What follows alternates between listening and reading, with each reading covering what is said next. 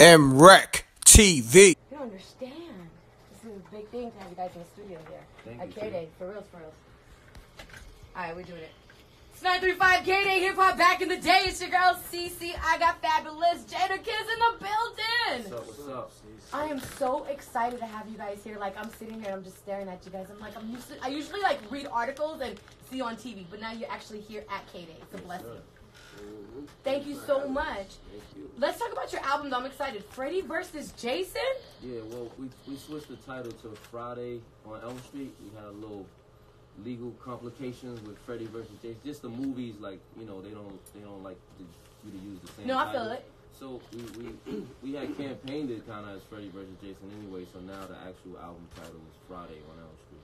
Now, I heard the single off of their stand-up has, like, this Michael Myers vibe to it. I love it because, first of all, like, Halloween's my favorite movie of all time. Word. Okay. Yeah. So who decided to do that? I mean, the producer, really. And we just you know, we went to the producers and seen who had the music that was kind of fitting. We wanted to keep it dark, but like still hip hop at the same time, like, you know what I mean. So we was that's how we went about like picking some of the music for the and you guys just decided to collab and be like, listen, we're just gonna make this album, make it really dark, and that's where you got that whole idea from. No, the idea came from we was doing these freestyle series on Fridays, Friday night freestyles, and I was doing a Friday morning freestyles. Then he was like, yo, let's do this project. And that's how the idea came. Oh, that's what's up. Now, let's talk about the surprise that will catch your fans off guard about this album. Can you give me a little bit of what to expect? Well, I think because it drops Black Friday, right? It drops on Black Friday. Okay. So at midnight on Thanksgiving, after you done ate a good meal and caught the itis and, you know, dozed off and you ready to get away from the family a little bit, at midnight you could go get the project and, you know, zone out, vibe out to that. I heard that. Make sure you guys go ahead and grab it. Black Friday is definitely going to drop. Now, Fabolous, a lot of people like to refer you as the Allen Iverson of the rap game because they say, a lot of people say you're under, you know what I mean, you're underestimated. What do you feel about that? I mean, first of all, I think that's a compliment. Yeah. You know? I don't really, you know, fall into the, you know, underrated, overrated, underappreciated thing. You know, you gotta do what you do, and sometimes you even, you know, things that you don't get credited for, you know, you gotta use that as motivation to keep you pushing sometimes. So I don't really like pay attention to like underrated, you know, claims and stuff like that. I just use it to, you know. Sometimes you can't let that take you off your focus. Yeah, I because feel you'll worry about what they ain't giving you credit for in your past instead of being focused on your future. As far as being compared to Allen, Ivo is my Chuck is my, like, that's my brother. So it's like, you know, like my one of the guys I looked up to and saw what he did, and even to his he brought hip hop to, you know, to the NBA pretty much. He brought our culture in, you know, down from tattoos and straight back braids, and, you know, how he wore shorts and sneakers, and, you know, all of that came from, because he comes from our culture, you know what I mean? He's a part of our culture, so, you know, I always appreciated him for that, and love him, you know. I feel like he integrated hip hop with basketball, you know what I'm saying? Yeah, definitely. Now, the Locks was on the cover, XXL Magazine, 20th anniversary. How was that? I feel like that was so dope. Yeah, Talk to me about that. It was dope. They called us down. They was doing 20th anniversary with XXL, and they were doing 20 different covers. And they wanted us to grace one of the covers, and thought that was always a good look, you know, for the group, for hip hop, for the culture.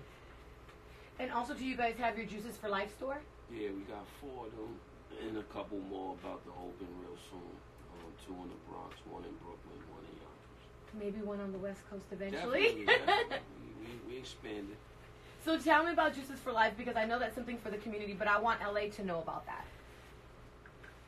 It's just a juice bar where we try to promote health awareness and more in the hoods, you know, urban areas like that, where it's flooded with fast foods and things of that nature. We just try to put them right there, center them in there to give our people a sense of health awareness. You know, we can get one person to start juicing, or I think that's dope, because, you know, they say, like, especially like in the hood, in our community, a lot of fast food places it's everywhere. And sometimes people just don't know. Their ignorance is just because they don't know. You know what I mean? Yeah, They I didn't. This is how we grew up on that, so I Right. didn't know the difference either until now. You know. They give us. You work with the tools you're given in your environment. So if you go outside to eat and there's nothing but fast food, that's what you're gonna eat. You know what I mean? So we felt obligated to put juice bars right in them areas where those kind of stricken areas in our neighborhoods that no other healthy food choices.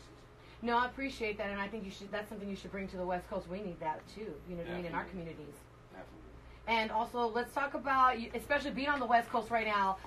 Fab, you worked with Nate Dogg, Rick Rock. How was that? You know what I mean? I can't deny it. I love Rick Rock, by the way, too. Yeah, those are the homies, man. Like Nate Dogg, rest in peace. Rest in peace, Nate.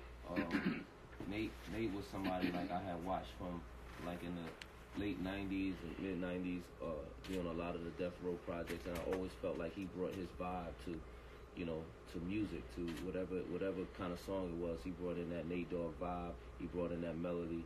And I think when I was coming in towards like the late '90s, '98, '99, I was still coming off of that.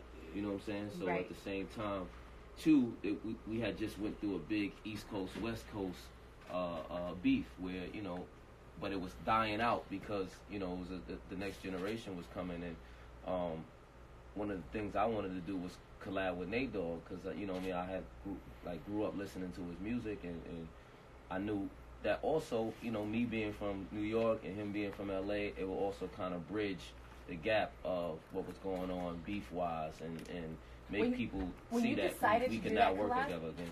Were you a little nervous about it, too, or were you, like, all in for it? I wasn't sure that completely New York would get it, or sure that LA would get, an East Coast artist with their West Coast artist. But, I think if the music is good and people appreciate good music, that shit. Yeah. You can't deny it. You can't deny it, for real. Right. You know what I mean? And let's talk about K-Day. So one thing that I really like to talk to people when they come into my studio about this station is I love this station, first of all. It's the first hip-hop station in the world. It was on AM. And then we came back as FM. So we really try to, and we played the Jadakiss and the Fabolous and the Nas and the Jay-Z's and the Dr. Dre's, the Ice Cubes, the Tupacs. That's our genre of music. How important is it to protect this type of music, though? Very important. Very important. Please speak on that. Yeah. Once, because hip hop is a big Ferris wheel, but sometimes Ferris wheels get stuck. You know what I mean? So it's never good to be stuck in one zone or one wave for too long. Music, one style of nothing. Fashion, music, whatever it is. You know what I mean? It's about evolving and changing. Evolution.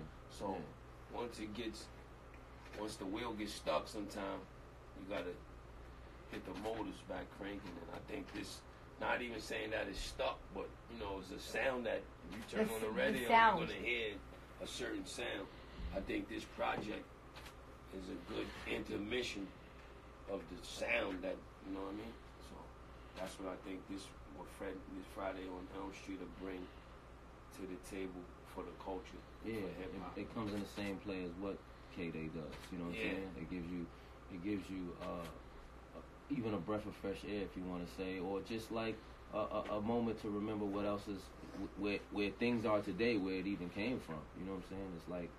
And to be honest, a lot of the songs that we play, you can hear the samples in today's music. Right. You know what I mean? And what a lot of people are saying is that the music that we're playing now that we had in the 90s and in the early 2000s, that's the popular music right now. That's what everybody's sampling. That's what everybody's listening to. Right. You know what I mean? So I love the fact that you guys have this new album, Friday on Elm Street, drops Black Friday. What's going on? Like, let's talk about some of the features on the album. You guys have Future on it. Yeah. And then what other artists are you working with? There's Future on there. I think French Montana on there. Dope. Tiana Taylor. We didn't want to come with too many features because we wanted, really, if you're going to, we already collaborating together. So if you come into the project to hear Fab and Kiss, that's who we want you to get the most of, and when you dive into the project. You know and you guys worked on a few collabs together before. Yeah, I mean, definitely. with Keeping It Gangsta, The Hope, Cali's Don't Ever Play Yourself. So you guys have a great working relationship. Yeah, that was one of the things about it too. We've also, worked with each other throughout the years. We've been fans of each other's music. We see each other in traffic all the time. So it was in traffic? Yeah, that's just like a term, you know, when you're moving around. You know what I mean? I gotta learn that East Coast slang. Come on. You don't use that over here? No, we don't use that over here. Catch somebody in traffic? No, we don't. No, we don't.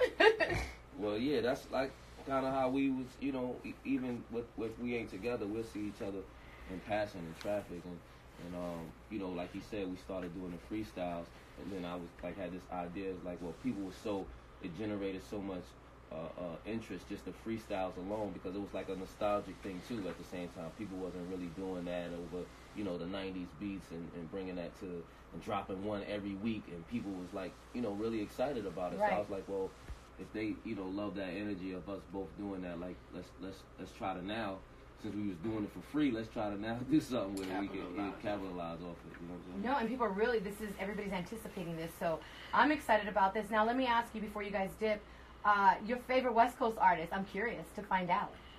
I think mine would be Snoop. I think for real? Okay. You know, like you said, I was ready when you just playing Gin and Juice before we got in, and I know Gin and Juice probably word for word. You know what I mean? I remember his. I know that whole album. Yeah, like he when he came in the game, he also like brought a different wave into it. I think, you know, Dr. Dre was genius for seeing it, because you could see some people in the studio and see that they have a different. They're just different. You know what I'm saying? I remember seeing Young Jeezy in like 05, and you know, I was the same way. I was like, I didn't get to sign him at that point, but I knew like I wanted to work with him, and I put him on like he's like, I think I was one of his first features that ever like pulled him. You know what I'm saying? So it was the same thing, and I remember bringing him, and it was kind of like, yo, his flow's a little different. I'm like, that's the genius in it, because it's different, and he's in his own realm, and it's real. So, you know what I mean? And Snoop got that distinctive sound too. Snoop got that. When his flow, his laid back approach, but still gangster, still, you know what I mean? Like, it was definitely. He's my favorite on that side. Jada? He took Snoop. I had to say Nate. Oh man. You know what I mean? I take Nate. There's Nate so dog. many, but I take Nate. You know what I mean? Nate was on all of my albums except for one. Now, I've never got to meet Nate Dogg, unfortunately. I'm a huge fan. His son is a really good friend of mine. But I love to find out through artists, because you spent time with him. You spent time with him. How was Nate? How was Nate Dogg? Nate was a smoker. Yeah. Nate, what? Hennessy, smoke. But he was very mayonnaise jars full of smoke. Yeah. Where no matter where he was at. He had mayonnaise jars. See, this is things I like to find out. Yeah, he was. I liked his work ethic though. He came with Wild Smoke, Henny, but he wanted the beat up loud, and then he'd come with something incredible that you don't even. You're like, how did he think it? How did he think? Yeah. How did he? And there's never gonna be another Nate Dogg ever. I don't. A lot of people try over here on the West, but it's just not. No, and there's gonna be people who have, you know, amazing hooks and their own sounds and what's the name. But Nate had his own. He had something that something that you couldn't. His marriage of singing and rapping was like at a thin line that I don't think nobody ever could capture. Like it was melody, but not like he was singing. Singing, yeah. Right. He was rap singing. Yeah. But singing. It's something we just never heard of before. You know what I'm saying? We never heard it until we experienced There's different versions of that. Like, you know what I mean? Some people would say, like, Nelly used to, like, rap, sing. You know what I'm saying? But his was, like, more to Nate Dogg. It went to his whole build. Like, you know what I'm saying? Everything about it was... His presence, everything that it was. You know, gangster, G'd up kind of vibe. And even that's what he came across as. You know what I'm saying? It had a splash of church in it, though, like... It did. You're right, Jadakiss. It did. It sure did. It was gangster and church. He kept it dirty with the, you know what I mean? Yeah. He was real smooth in his attire and everything too.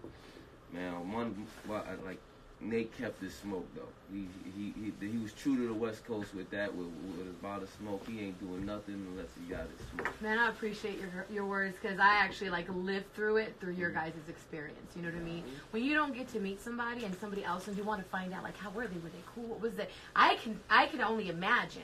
You know what I mean? I asked Lil Nate Dogg. You know what I mean? Like how was Pops? Right. But when you guys actually work with him, it's a whole relationship is even probably different than fellow artists too, because we seen them in work in a different, you know what I mean? Your dad is your dad still, like, you know what I mean? Yeah, I feel that. Not that like you change as a person, but you know what I on the mean? couch, though. Yeah. Watching some TV, you know what I mean? Listen, I definitely appreciate you guys coming through, man. Make sure you guys go ahead and cop it. Friday on Elm Street. It drops Black Friday. Where can they get it at? Go ahead and let them know. Oh, you can get it everywhere. You can stream it everywhere, iTunes, everywhere. You know what I mean? And make sure you guys follow. Let the world know in on something that CC got the best hugs in radio. He loves my hugs. What can I say? It's not 35K. Come on. Oh, we good. That was it. And holiday ready gifts like the tart. And we're gonna do some photos. Switch things to the opposite way. It's the Mac that the strippers and the groupies pay. Yeah, bands make her dance. You can't juice this J. We bout to terrorize the rap game. Fuck it right and give it back pain. Ever since a kid, it stayed focused, barely hung out. Pops went to jail, Mom Dukes got strung out. Like Jordan with the tongue out, determined to win. And got the best product out, and you killing the strip. I taught the money gymnastics, I'm making it flip. Hit the block hard, yes, early morning on the wake up. Betty Crocker cook skills, help me get my cake up. Cussies coming left and right, it feels like the first. The money is a gift, but them bills is a curse. I'm a overachiever, not a superstition believer. I'm good everywhere, like credit from a visa. The rotten apple, you could get shot in your Adam's apple. Giving God praise, leaving out the tabernacle. Lemon squeeze trigger 45. I feel like Kevin Costner bodyguard, holding down Whitney. That paperwork got his name on it. They snitch niggas in every city. Oh yeah, subscribe to m.reck.tv, youtube.com/m.reck.tv. I'm gone.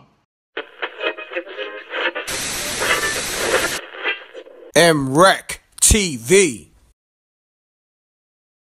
It's got a music.